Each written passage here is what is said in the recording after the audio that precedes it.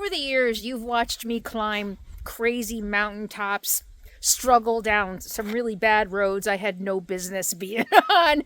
You've seen me run away from fires and snowstorms and cold weather and find some of the most beautiful campsites, not only in the country, but in the world, if you want to include New Zealand and Mexico. But behind every mile I travel, there's a personal journey too. So tonight I want to share another piece of that journey, my personal journey, because I know from the comments and from the emails that I get that a lot of you are walking your own roads, navigating your own crossroads, and trying to stay true to yourselves when the world is pulling you in a million different directions. So travel will be back next Sunday as I continue my cross-country road trip back west. But this week I want to share with you what the road taught me about love. There ain't nobody gonna do it for you. Got to find your own. What if the way we love is a lot like how we travel? The roads we choose, the roads we don't choose, the detours we take, the breakdowns, and the times we want to quit but don't?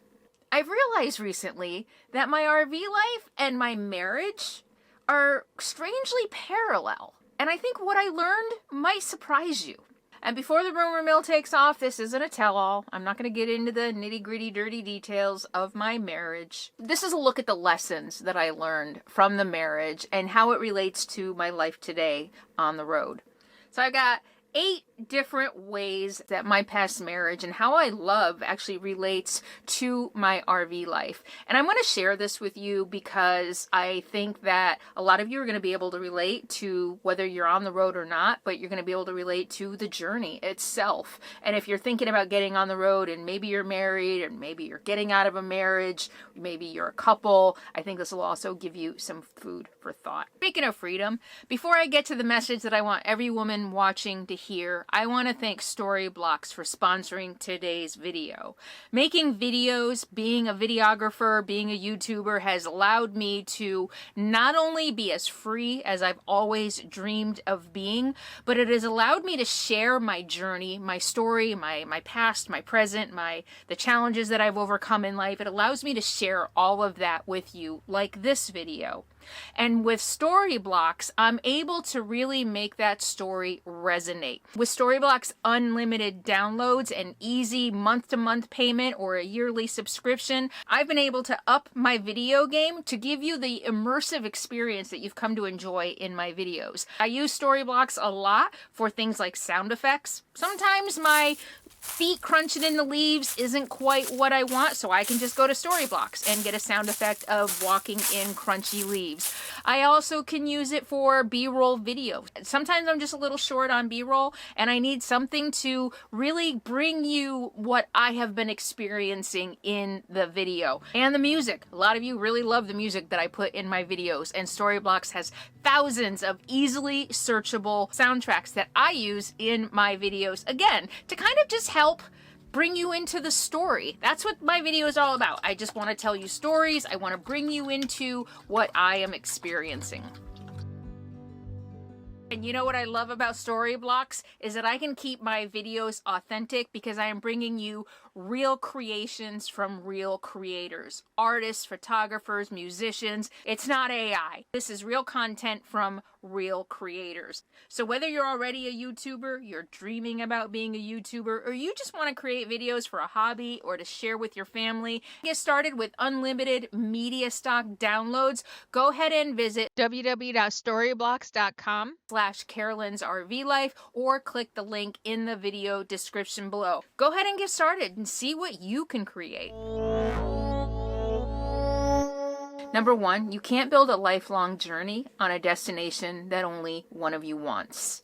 2 people can love each other and still dream of completely different futures. And when I think about this, I think about the future that we both envisioned for our lives and our future. And in the beginning, I thought it was what I wanted. I thought that I wanted some of the stability and the white picket fence and everything. But along the way, what I learned is that that isn't at all what I wanted. And I've talked about this before. And in fact, I was so unhappy in that I was literally drinking myself to death. And it wasn't until I got sober within the marriage, I got sober, and I realized I didn't want any of it. And I tried to get my partner to meet me where I was. I wanted him to see the future for not only me, but for us that I saw.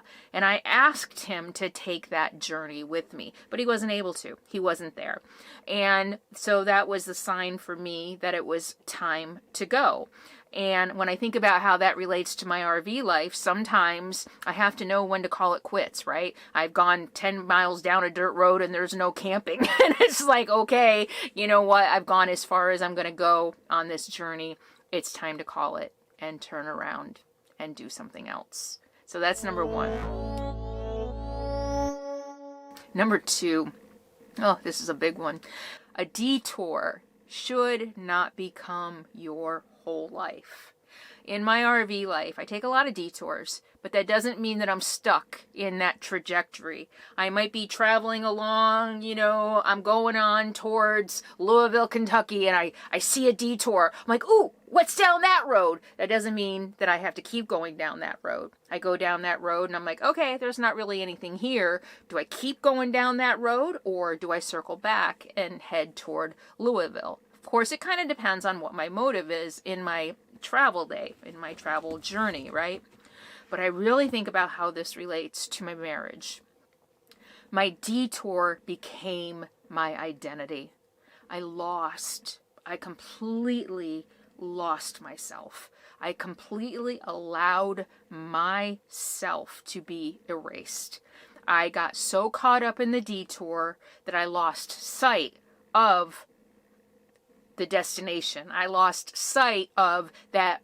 I completely lost sight of the road that I had been on. I just decided this is my life now, and I might as well just give up on all of the dreams that I had. My education, I had grandiose ideas of getting involved in politics, surprise, surprise, and maybe even becoming like an ambassador or something. At the time I felt like that was grandiose, but those are the dreams that I had. I wanted great things. I wanted adventure. And instead I took a detour toward a different kind of adventure, and I allowed myself to vanish. So don't allow yourself to vanish. Whether you're going down a detour literally in your RV, don't get so caught up in the adventure or the danger or the scariness allow you to vanish. You are a smart, capable person. Don't let that person go away. Listen, that's like listening to your gut, right? If you're not vanishing, you're there, you're present in the moment, and you're listening to your gut. And in a marriage, in a relationship, don't let yourself vanish. Don't let that detour completely erase and consume you. Oh, so many women I know this has happened to. I mean, I was a shell. I was a shell of who I was. And because I know the comment section and the search bar can get really curious. And if you got here by Googling Carolyn's RV Life ex-husband, this video is probably not what you expected, because this isn't about blame or drama. It's about growth, and it's about learning how to not abandon yourself in love. Number 3. I love this one. Small problems don't disappear just because we choose to acknowledge them. Boy, I mean, this is like me. So whether it's a clank underneath the RV or resentment under the surface, you know me. I don't know that I can say I ignore problems until, you know what? I think I have to give myself a little bit of credit. I don't think I ignore problems. Sure, there are little things. It's like, okay, I'll take care of that later. Mostly aesthetic. I don't care what my RV looks like. But when it comes to the engine, I'm like, oh shoot, I should probably get that checked out. In fact, I've got videos coming up about some more time in repair shops. So I definitely think I have gotten better at that. But boy, in the marriage, I don't want to get too personal on and too deep on this. Let's say in the beginning, I attempted communication and it didn't go very well. And so over time, I learned to just bite my tongue and to keep my mouth shut. Can anyone relate to that? I tried very early on to communicate my wants, my desires, and more importantly, my needs. And it was met, it wasn't received the way I'd hoped it would be received. And so I learned to shut up. So let me just say that that is a word of caution. If you don't feel safe, if you don't feel comfortable, if you don't feel seen or heard in your relationship, if you don't feel that you can bring things up that matter, then I think that's worth paying attention to. Because if you can't talk through your problems, they're not going to go anywhere. They're still going to be there, festering underneath and taking the form of aggression and passive aggressiveness and all kinds of things. So if you can't address your problems, they're still there. Ignoring that clanking sound in your RV or that check engine light isn't going to fix the problem. It's just going to make things worse.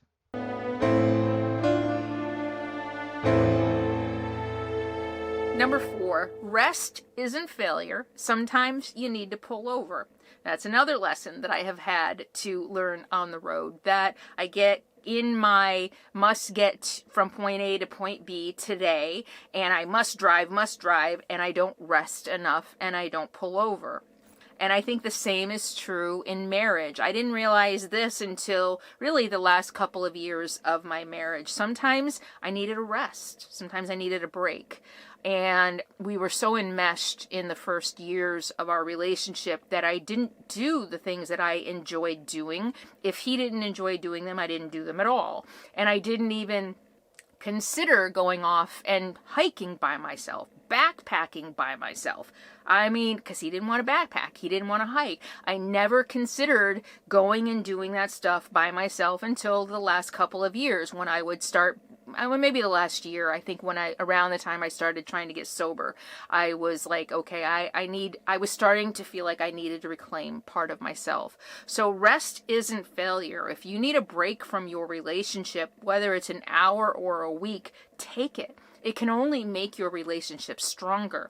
And if you don't feel safe doing that for whatever reason, then I think that's something worth looking at. And the same when you're on the road. It's okay to rest. Especially I've got my whole home with me. It doesn't really matter. I don't have to get to point B. Usually, I can stay anywhere. So learning to recognize when it's time for a break, both in a relationship and on the road, is a really important key to not vanishing, to honoring yourself.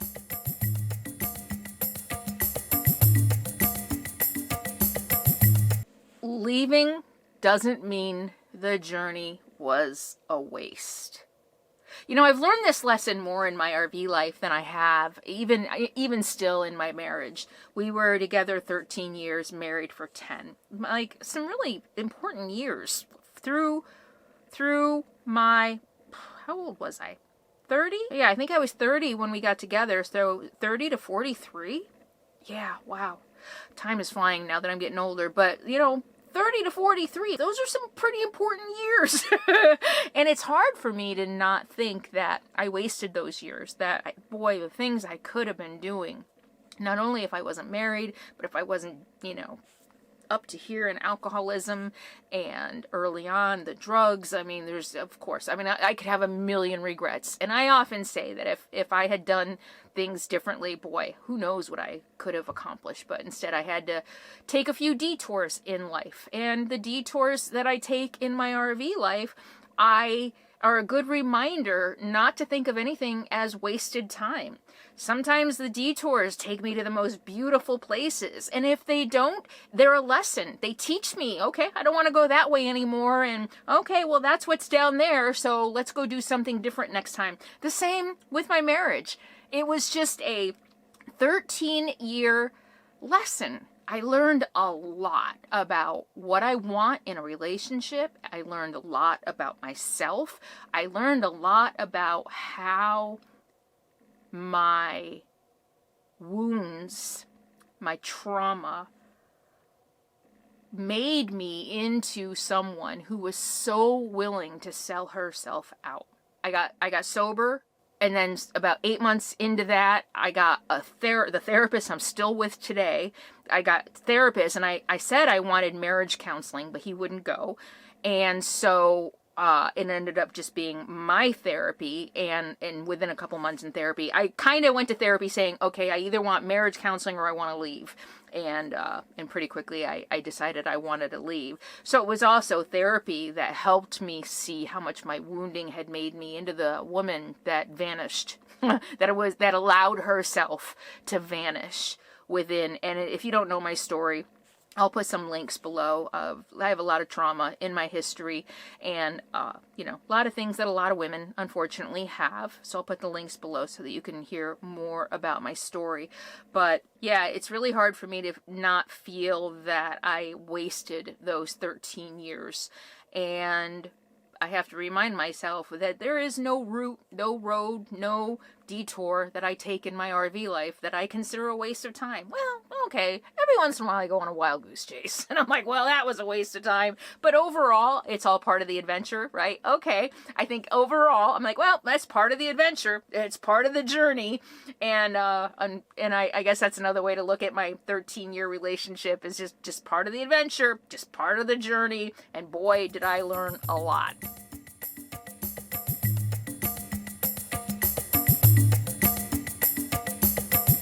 Number 6, you can love someone and still outgrow the relationship. And I think that's part of what happened in my relationship, and I think that happens in a lot of relationships. One person seems to continue growing and improving and wanting to be better, and the other person just wants to stay, is comfortable in their existence. And yeah, and I'm going to say it. I think men, a lot of time, not always, because I know a lot of men write to me and they're like, I want to hit the road, but my wife doesn't want to. I hear that a lot. But I think overall, I think men get to a certain age and they're comfortable in their lives. They're comfortable just staying home and working around the house and having their house, and they don't necessarily need to go out and do things or learn more. They're just kind of like done. And I know a lot of women, they get to menopause, the kids are, and maybe that's part of it. A lot of women they raise the kids and they're like, okay, it's my turn. I want to go out and see the world now. I think that's the case a lot. And it's okay. It doesn't mean you fell out of love. It doesn't mean that you have failed in any way. It just means that you've grown, and that's something to be proud of. I have grown. I have evolved as a human being and as a woman. And you know what? I might be 60, 65, 70, 75 years old, but you know what? I'm not done. I want more, and that's okay. And the same is true in RV life. You might still love adventure. You might still love your freedom, but maybe you've outgrown RV life. I saw a video of a woman, I don't know, it came up in my feed. She's homesteading now, and she's like, you know what? I just hated RV life. It's not for everybody. And that's okay. It's not a failure. You should be proud. You tried it. A lot of people are even just too afraid to go out and chase their dreams. They're too afraid. They're too wrapped up in their safety and their routine to even think about going out and doing anything new. And you did. You tried it, and you're like, okay, I outgrew this. I'm done. I don't want to do it anymore. That's okay too. So whether it's a relationship or a hobby or a life choice, just because you've outgrown it doesn't mean you don't love it. And it's okay to face that fact and say, you know what? I still love you. I still love this, but I think I've outgrown it and I need to do something else. Oh, and number 7, oh my goodness. Boy, if I could go back and tell my younger self anything, I think this would be it. You are not half a person because you're not in a relationship. I mean, holy crap. Oh, all the years I thought that there was something wrong with me if I didn't have a man in my life. I need a man in my life to validate me. I need a man in my life to prove I'm worthy, I'm valuable, I'm pretty enough, I'm sexy enough. I mean, I wasted decades. That's what I should be regretful about, if anything. I wasted decades thinking that I was not a worthwhile human being if a man or men, I wanted every man I knew to want me. I needed men to want me. Period. That was what I was raised to believe, that my worth, my value was wrapped up in a man's gaze, in a man's desire, a man's want to have me. And I think when I do think about the regrets I have about my marriage, I think that is the biggest thing I got out of being married. I don't need to do that anymore. Proved I'm marriable. I know, as sad as that is, right? But I think there's some truth in that. Okay, I was married for 13 years, so that's proof somebody wanted me. I'm not, like, you know, gonna be an old spinster because nobody wanted me. That's proof somebody wanted me. Even though, I mean, I've had half a dozen marriage proposals probably in my life. So I didn't say yes to everybody, so that's good. That's really good. I think, let me see, maybe one of them came before my ex-husband. Yeah, actually, one of them was before my ex-husband, and about 5 since my ex-husband. So, yeah, and, but yeah, I finally got to a point where I realized, no, I'm not going to say yes to everybody. I don't need to say yes to everybody. I am a whole person without a man in my life. I just need myself. And the road and RV life can teach people, I think especially women, that you are enough. You learn to rely on yourself. You learn to trust your gut. And I've said this a million times. People ask me, what did the road teach you, or what did living in an RV alone teach you? I had to do so much of the work before I moved into an RV. I said this before, if I hadn't been in therapy 5 or 6 years or whatever before I hit the road, I don't think I would have been able to do this. I don't know, I would have it would have not been good. I don't know if I wouldn't have been able to handle the solitude, probably. I wouldn't have been able to make the healthy choices for myself that I'm able to make. It took me years of therapy to learn how to trust my gut, to learn to listen to my gut. So there's a lot that I would not have been able to accomplish out here and succeed at if I hadn't already had years of really good therapy under my belt. And I think, I don't know that I was 100% at realizing, I wasn't 100% realizing I didn't need a man in my life when I hit the road. That came with time and experience and probably age, and realizing that I am a whole and complete person. And frankly, the only thing a man brings to my life is complication and more work and disappointment and heartache and disappointment. I'm going to come back to that. It's always disappointing. And I think if you are someone who has done the work, I think the road can help you realize how whole you really are on your own. Maybe if you're in a relationship already, maybe you need to hear that. You are not half a person without someone on your arm. You are a whole 100% person without a partner.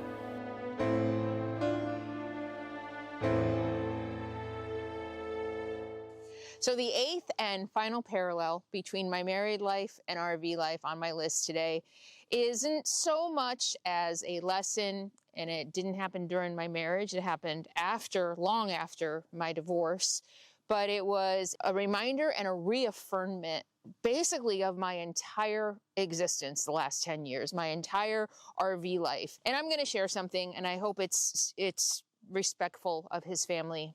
But 2 years ago, he was sick, and he walked into the emergency room, 62 years old, and within 2 weeks, he was gone.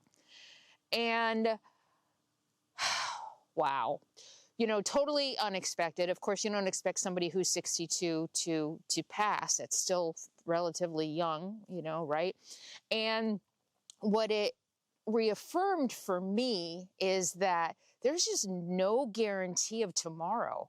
There is no guarantee that I didn't wake up this morning for the last time, right? That this might be the last morning I ever woke up. That tonight I might draw my last breath.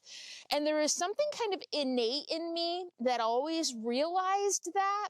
I wonder if it's my uncertain childhood, my very chaotic, we moved around a lot, nomadic, I guess is the best way to put it. But I never knew, like, okay, am I going to be going to the same school tomorrow that I went to today? And those friends that I made, they're not going to last. And this house that you know, that we set up, and that's not going to be here. It may not necessarily be here tomorrow, or we might just pick up and move to another town, another city, another state. And so I think innately in me, I've always kind of known that there are no guarantees, that just because I'm here today doesn't mean that I'm going to be here tomorrow. I could be somewhere completely different. And I think that has given me a thirst, a lust for life, that I want to squeeze every last ounce of life and experience out of my life. And when my ex passed, it was just a reminder of that, of living life to the fullest, because you just never know.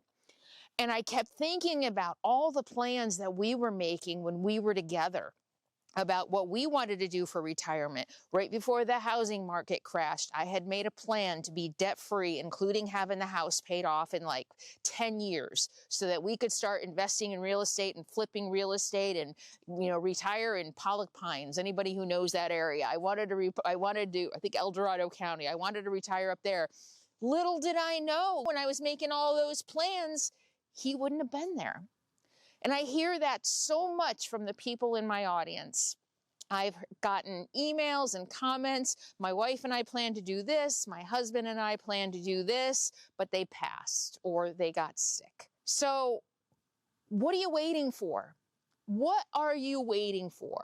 If I draw my last breath tonight, I will know there is no path I didn't walk that I wanted to. There is no road I didn't travel that I wanted to travel. There are no chances left untaken. I mean, I have lived my friend and I have talked about this several times. When I had COVID alone in my RV, or when I had long haul and I was like, am I dying? Oh my gosh, you know, I'm dying out here all alone. And I'm like, you know what? That's okay. I've lived a really, really full life. I have done everything I have set out to do. That doesn't mean I'm done, but at this point in my life, I'm kind of like, okay, what am I going to do next? What am I going to do next? Because I need to keep myself active and physically engaged and curious. And that's in my life. But I've done the big things. I did the long distance hiking. I traveled internationally. Of course, there's more I would like to do, but I'd be okay if that was it. I lived in an RV for the last 10 years, traveling the United States. I have an amazing, beautiful dog,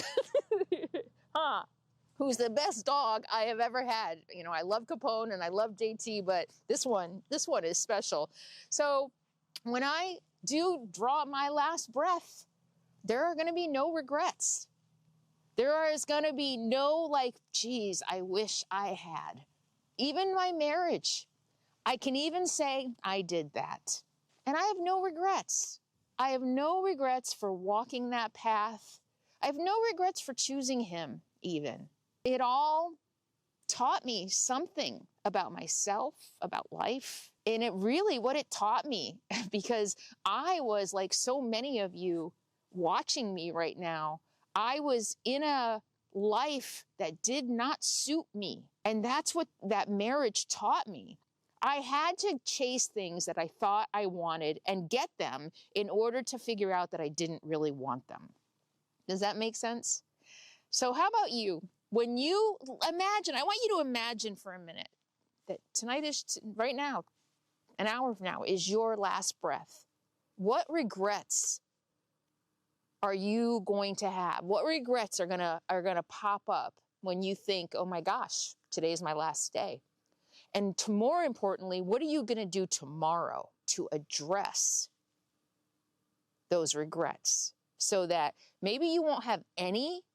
If tomorrow night or next week or next year is your last breath, maybe you won't have any, but you'll have fewer regrets than you would today. What are you gonna do?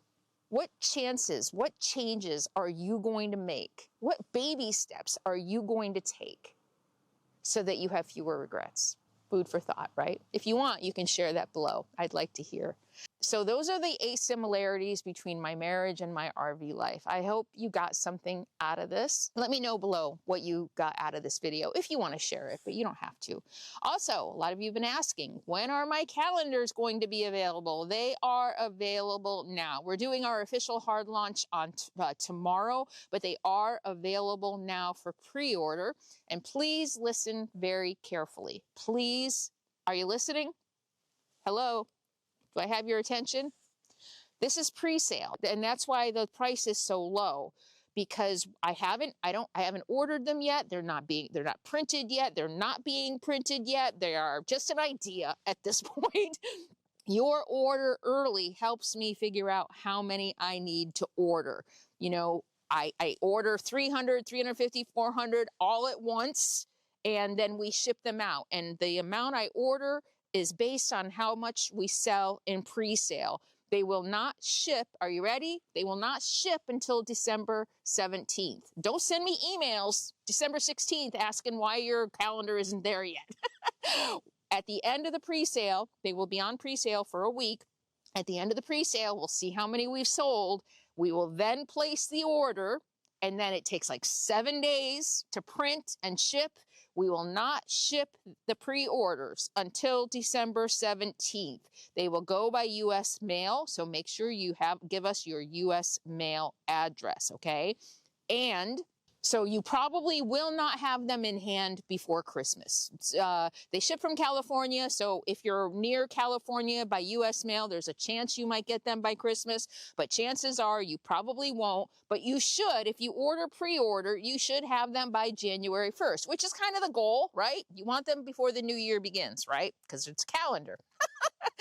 They will not be shipped until, even if you order them right now, they don't exist. They won't ship until December 17th. All right. And the pre-sale price is $17.99. So for you helping me out to figure out how many I need to order, you get a $4 discount. $17.99 for U.S. Addresses if you order before December 8th. So order right now. I'll put a QR code. I'll put the QR code up here. And $21.99 for international. So we ship everywhere for $21.99. Those prices include shipping. And if you're a patron, check the Patron. I post this video also on Patreon early without ads, and you will also get $2 additional off. So you're going to get pre-sale for only $15.99 using your special Patreon discount code. We have a whole new user interface. I'm really excited. We have WooCommerce now on our website, and it's going to be a smoother, easier user interface for you. We're not using PayPal anymore. We're using Stripe, but you don't even know that. It's all in the back end. It's secure and safe. We took all the precautions, so it's really nice user interface. So yay. Hopefully it'll be easier. We won't have issues with addresses and things like that like we have had in the past.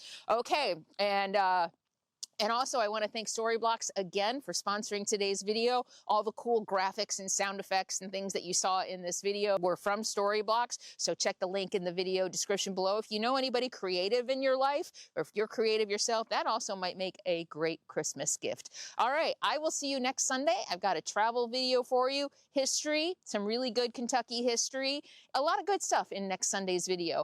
So be sure to subscribe to my channel. And just because you think you subscribe, please go ahead and look right now. Go ahead, double check.